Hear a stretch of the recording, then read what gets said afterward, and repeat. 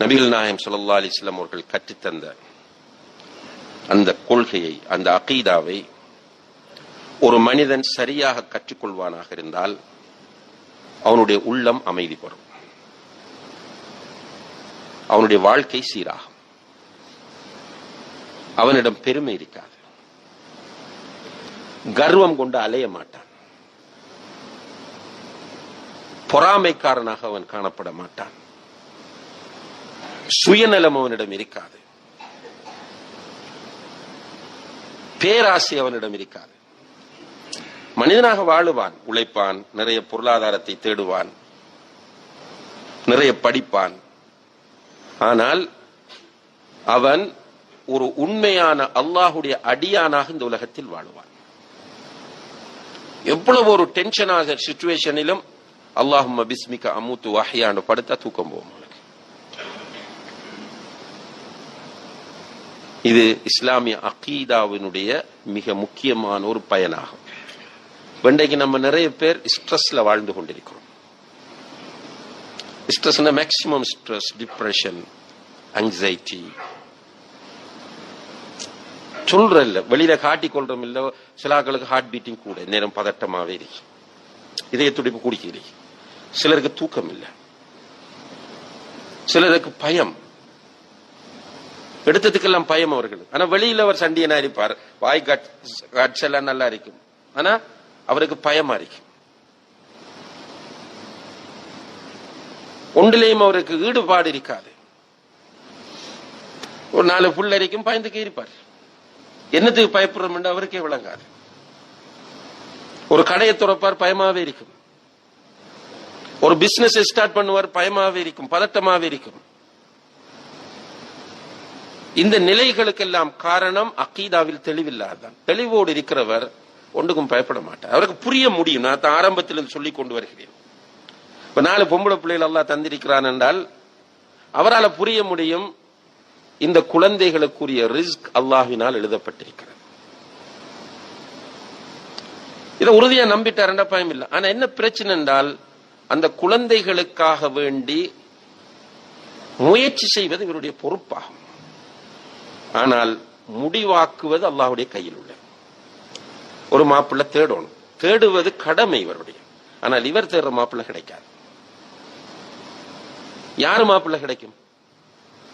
அல்லாஹ்வினால் அந்த பிள்ளைக்கென்று எழுதப்பட்ட மாப்பிள்ளை தான் கிடைக்கும். நன்றாக இதை நம்ம புரிந்து கொள்ள வேண்டும். ரிஸ்க் எனக்கு எழுதப்பட்டிருக்கும், உங்கள் ஒவ்வொருவருக்கும் ரிஸ்க் எழுதப்பட்டு, எப்ப எழுதப்பட்டு? வானங்களையும் பூமியையும் படைப்பதற்கு முன்னாலே எழுதப்பட்டாச்சு. பிறகு ஸ்பெஷலாக தாயினுடைய வயிற்றில் இருக்கும் போது எழுதப்பட்டாச்சு. எழுதப்பட்ட ரிஸ்கை தராமல் விட்டால் அல்லாஹ்வுடைய நிலை என்ன? நன்றா யோசிங்க. ரிஸ்க் எழுத சொன்னது யாரு? அல்லாஹ். குர்ஆன்ல என்ன சொல்றான்? வமா மின் தாப்பத்தின் ஃபில் அர்தி இல்லா அலல்லாஹி ரிஸ்குஹா. பூமியில் உள்ள எந்த ஒரு ஜீவராசியாக இருந்தாலும் அதற்குரிய ரிஸ்கை கொடுப்பது அல்லாஹ்வுடைய கடமை என்கிறான். சுப்ஹானல்லாஹ். இந்த வறுமைக்கு பயந்து பிள்ளைகளை கொலை செய்யற ஒரு நிலை இருந்துச்சு ஜாஹிலியா காலத்தில். அல்லாஹ் லா தக்துலு அவுலாதக்கும் ஹஷ்யத இம்லாக். வறுமைக்கு பயந்து உங்களுடைய குழந்தைகளை நீங்கள் கொலை செய்ய வேண்டாம். நஹ்னு நர்சுகுக்கும் வ இய்யாஹும். உங்களுக்கும் அவர்களுக்கும் நாமே ரிஸ்கை தருவோம் என்று அல்லாஹ் சொல்கிறார்.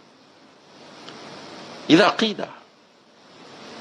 இதான் சொல்ல வர விஷயம். இதுதான் நமக்கு ரிஸ்க் எழுதப்பட்டு விட்டது. இன்னும் ஒரு ஹதீஸ்ல வருகிறது, லன் தமூத நஃப்ஸுன் ஹத்தா தஸ்தக்மில ரிஸ்கஹா.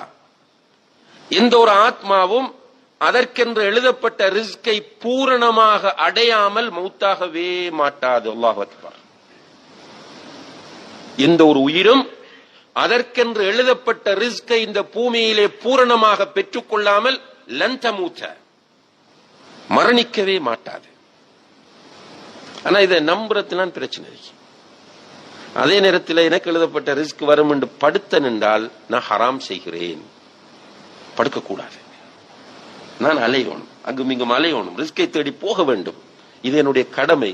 ஆனா போனாலும் போகாட்டியும் ரிஸ்க் வரும். நான் சொன்னேன், நான் இந்த அகீதாவை புரியாததனால் நமக்கு உலகத்தை புரிய இன்னும் முடியவில்லை. சிலரை பார்க்கிறோம், சுப்ஹானல்லாஹ், சின்ன ஒரு பிசினஸ் இவர் கோடீஸ்வரன் ஆகிறார். வரலாறு சொல்றோம். இப்படி இருந்தார், அப்படி இருந்தார், ரோட்ல பெட்டி கடை வைத்திருந்தார், கடைசியில பார்த்தால் பெரிய கோடீஸ்வரன். வாழ்க்கையில் நிறைய தோல்வி அடைந்து கொண்டே இருந்தார். அவர் போய் ஆரம்பிச்ச பிசினஸ் எல்லாம் லாஸ்ட்லயே போயிடுச்சு. இன்றைக்கு அவர் கோடீஸ்வரராக இருக்கிறார் என்று சொல்றோம். அதே டைம்ல சிலரை பார்க்கிறோம், கோடி கோடியா கொண்டு வந்து வச்சுட்டு இன்றைக்கு எல்லா பேங்க்லயும் கடன்காரனா நிற்கிறார். ரெண்டே நம்மட கண் முன்னால பாக்குறோமா இல்லையா? இப்ப இங்க என்ன என்று கேட்டால், உழைப்பது என்னுடைய கட்டாய கடமை, ஃபர்து ஆயின். எனக்குரிய ரிஸ்கை தேடி அலைவது என்னுடைய கடமை. ரிஸ்கை தேடக்கூடிய அளவுக்கு எனக்கு உடல் வலிமை அல்லாஹ் தந்திருக்கும் போது தேடாமல் உட்கார்ந்திருந்தால் நான் பெரும்பாவம் செய்கிறேன், பாவம் செய்கிறேன். ஆனால் நான் தேடுகிறேன் என்பதற்காக எனக்கு எழுதப்பட்டதை விட கூட கிடைக்குமா? இல்லை. தேடவில்லை என்பதற்காக வேண்டி எனக்கு எழுதப்பட்டது கிடைக்காமல் போகுமா? இல்லை. எனவே இந்த உலக வாழ்க்கை சீராக வேண்டும் என்றால், ரிலாக்ஸா வாழ வேண்டும் என்றால், இஸ்லாமிய அகீதா அவசியம் என்பதை மீண்டும் வலியுறுத்தி கூறிக்கொள்ள விரும்புகிறோம்.